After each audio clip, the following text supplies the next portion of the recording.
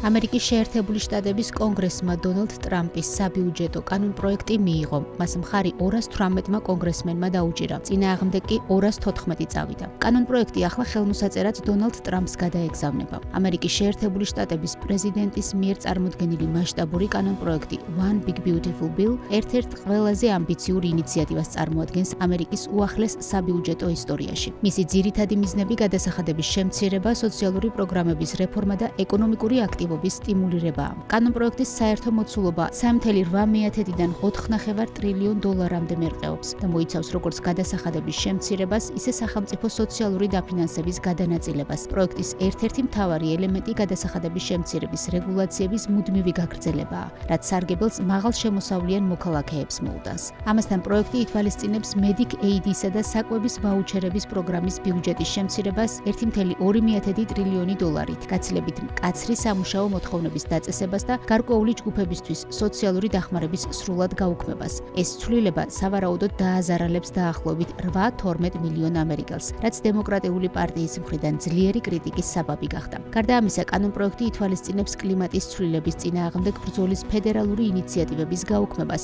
მათ შორის ბაიდენის ადმინისტრაციის ელექტრომობილების სუბსიდიების. აქტივების მმართველ მსოფლიოს უდიდეს კომპანია BlackRock-ში აცხადებენ, რომ საერთაშორისო კლიენტების 20%, ანუ მეხუთედი აქტივების დივერსიფიკაციაზე დაფიქრდა.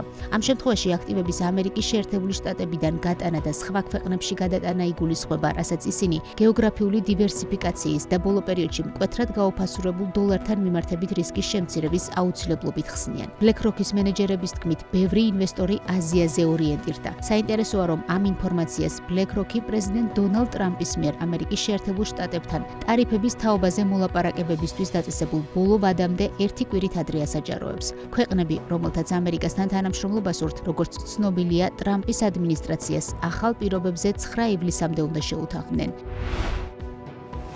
ამერიკულმა ტექნოლოგიურმა კომპანია Strategy-მ დამატებითი რაოდენობით ბიტკოინის შესაძენად ინვესტორების მხრიდან 520 მილიონი დოლარის ვალი აიღო და კრიპტოაქტივში ინვესტიცია მკვეთრად გაზარდა. 5,000-მდე ბიტკოინის შესყიდვის შედეგად საერთო ჯამში კომპანია 597,000-მდე ბიტკოინს ფლობს. პორტფელის საერთო შეფასება კი 65 მილიარდ დოლარს აღწევს. როგორც ფინანსური ანგარიშიდან ირკვევა, Strategy-ს ბიტკოინზე თითქმის 200%-იანი საინვესტიციო ამონაგები აქვს. საინტერესოა ის რომ ეს ამერიკული კომპანია ბიტკოინის გლობალური მიწოდების 2,9%-ს ფლობს, ანუ ის კრიპტოაქტივის ყველაზე მსხვილი მფლობელია. კომპანიის ხელმძღვანელის მაიკლ სეილორის განცხადებით, მომდევნო 10 წლეულის განმავლობაში ბიტკოინზე უკეთესი ამონაგები არც ერთ სხვა საინვესტიციო აქტივს არ ექნება. ამიტომ კომპანია კორპორაციულ ობლიგაციებს უშვებს და მოზიდული თანხით კრიპტოაქტივს ყიდულობს.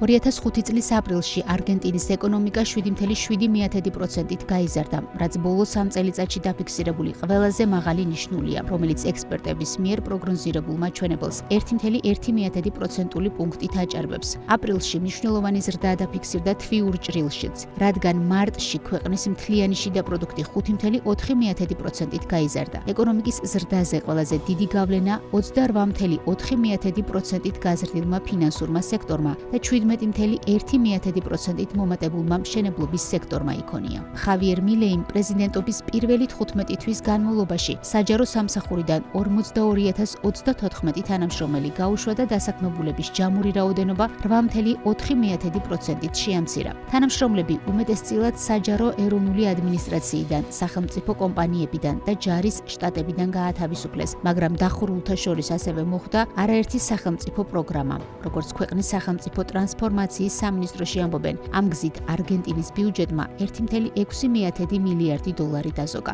რაც მისი ერთ-ერთი მთავარი წინასაარჩევნო დაპირება იყო. ამ თანხის ნახევარი პირდაპირი დანაზოგია, რომელსაც სახელმწიფო გათავისუფლებული თანამშრომლების სახელფასო ფონდის შემცირებით მიიღებს, ხოლო დარჩენილი თანხები სამინისტროების ოპერირების გამარტივებიდან და პროგრამების შეწყვეტიდან მობილიზდება. ტრანსნეფტის ვიცე-პრეზიდენტი ანდრეი ბადალოვი მოსკოვში თავისი სახლის ფანჯრების ქვეშ გარდაცვლილი ნახეს. რუსული მედიის ცნობით გარდაცვალების მიზეზი თვითმკვლელობაა. ადგილზე მომხდართან დაკავშირებით ოპერატიულ საგამოძიებო ჯგუფი მუშაობს და ვითარებას არგოს. რუსული მედიის ინფორმაციით მომხდარის დროს ბინაში მისი მეუღლე და 2 შვილი იმყოფებოდნენ. ანდრეი ბადალოვის ცხედარი საცხოვრებელი კომპლექსის დაცვამ ნახა. RBK-მ ვიცე-პრეზიდენტის გარდაცვალებასთან დაკავშირებით ტრანსნეფტში კითხვები გაგზავნა.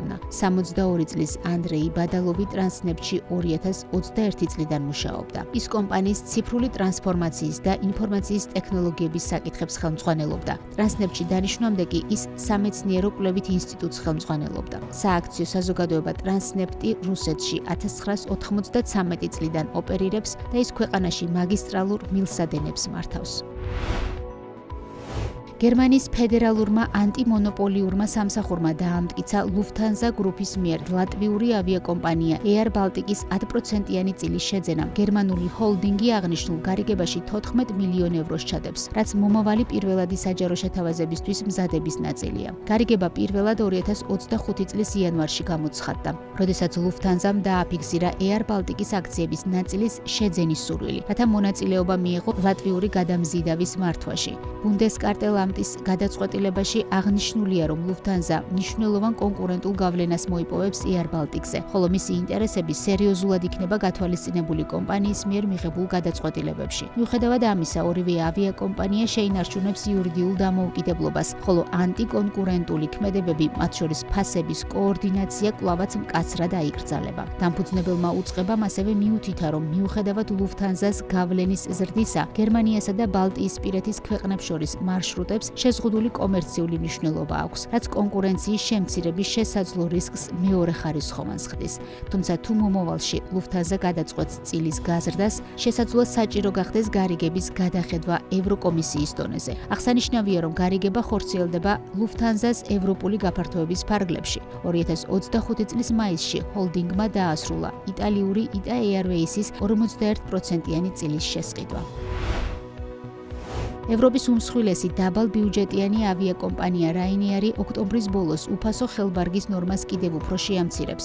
ეს ნაბიჯი ევროკომისიის მიერ ავიაკომპანიებისადმი მოწოდების ფონზე გადაიდგა, რომ ევროპის მასშტაბით ბარგის ზომები სტანდარტიზებული იყოს. The Independent-ის ცნობით, ავიაკომპანია ამჟამად მგზავრებს საშუალებას აძლევს ბორტზე უფასოდ 40-25-20 სანტიმეტრი ზომის ბარგი შეიტანონ, რაც 20 ლიტრიან ტევადობას უზრუნველყოფს. თუმცა ზამთრის საავიაციო სეზონზე ახალი ზომები 40-30-15 სანტიმეტრს შეადგენს, რაც მხოლოდ 18 ლიტრიან ტევადობას უზრუნველყოფს. Ryanair ამჟამად ერთადერთი მსხვილი ავიაკომპანიაა, რომელიც ევროკავშირის ახალი რეგულაციების გამოცვლილებას აწესებს. ცნობისთვის, ივნისის ბოლოს ევროპარლამენტმა მხარი დაუჭირა ევროკავშირის ყველა ავიარეისზე, მათ შორის ბლოკის საზღვრებს გარეთ ფრენებზე ხელბარგის წესის შეცვლას. ევროკავშირის ახალი წესი ხელბარგზე ერთიანი ზომა უნდა დაწესდეს და ბორტზე მისი ატანა უფასო იყოს. ავიაკომპანია მგზავრებისთვის დამატებითი გადასახადის დაწესებას ვეღარ შეძლებს.